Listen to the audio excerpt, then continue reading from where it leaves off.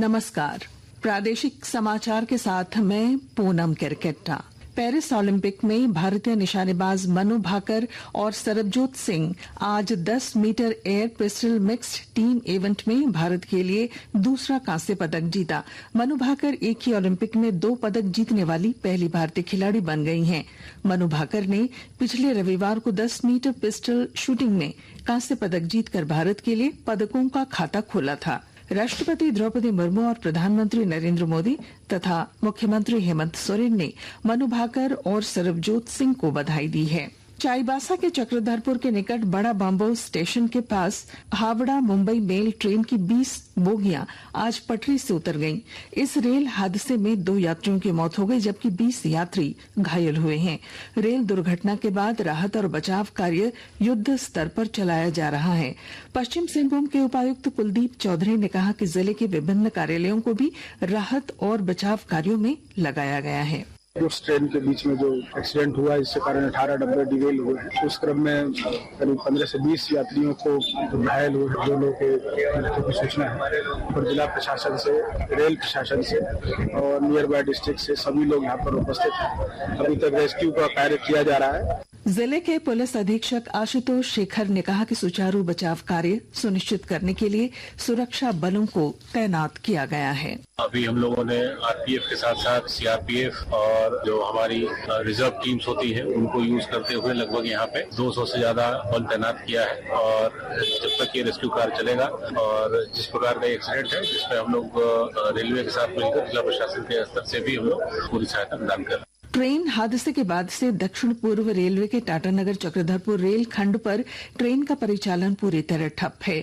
कुछ ट्रेनों को परिवर्तित मार्ग से गंतव्य की ओर भेजा जा रहा है। रेलवे द्वारा दी गई जानकारी के मुताबिक हावड़ा बड़बिल जनशताब्दी एक्सप्रेस, हावड़ा कांटाबिंजी इस्पात एक्सप्रेस और खड़गपुर धनबाद एक्सप्रेस को रद्द कर दिया गया है, जबकि एर्नाकुलम टाटा एक्सप्रेस को चक्रधरपुर में, बिलासपुर टाटा एक्सप्रेस को राउरकेला में और हावड़ा चक्रधरपुर को आद्रा में शॉर्ट टर्मिनेट कर दिया गया है। दूसरी ओर कई महत्वपूर्ण ट्रेनों के मार्ग बदल दिए गए हैं।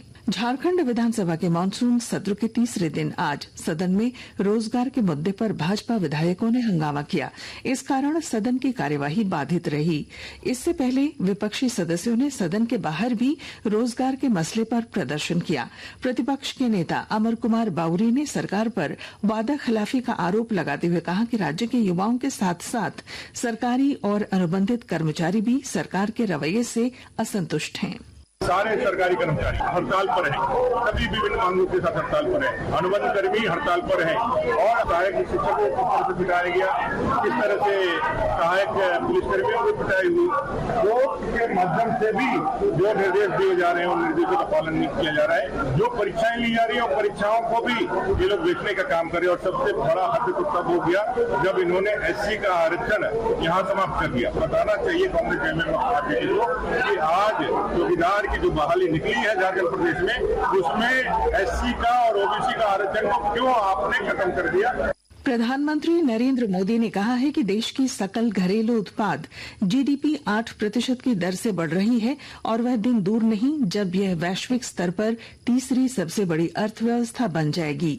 आज नई दिल्ली में विकसित भारत की ओर यात्रा नामक सम्मेलन के उद्घाटन सत्र को संबोधित करते हुए श्री मोदी ने कहा कि महामारी से जूझने के बाद भी भारत नई ऊंचाइयों पर पहुंच गया है। राज्य के नवनियुक्त राज्यपाल संतोष गंगवार कल पद और गोपनीयता की शपथ लेंगे। झारखंड हाईकोर्ट के कार्यवाहक मुख्य न्यायाधीश सुजीत नारायण प्रसाद उन्हें शपथ दिलाएंगे। राजभवन में इसके लिए तैयारियां शुरू कर दी गई हैं। श्री गंगवार आज शाम राजभवन पहुंचेंगे। वे झारखंड के 12वें राज्यपाल होंगे। गिरिडीह जिले में पुलिस की तमाम कोशिशों के बाद भी साइबर अपराध की घटनाओं में कमी नहीं आ पा रही है। विस्तृत ब्यौरा दे रहे हैं हमारे संवाददाता।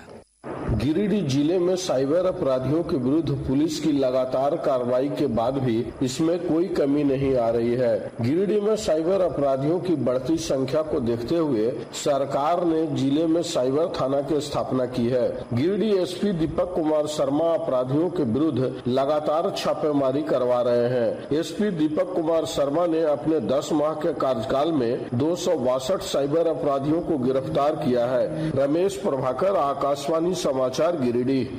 नीट यूजी 2024 काउंसलिंग का पहला राउंड अगले महीने की 14 तारीख से शुरू होगा। राज्यसभा में पूरक प्रश्नों का उत्तर देते हुए स्वास्थ्य राज्य मंत्री अनुप्रिया पटेल ने कहा कि सर्वोच्च न्यायालय के आदेश के अनुसार काउंसलिंग 4 राउंड में होगी। और इसके साथ ही आकाशवाणी रांची से प्रादेशिक समाचार का ये बुलेटिन समाप्त हुआ। नमस्कार।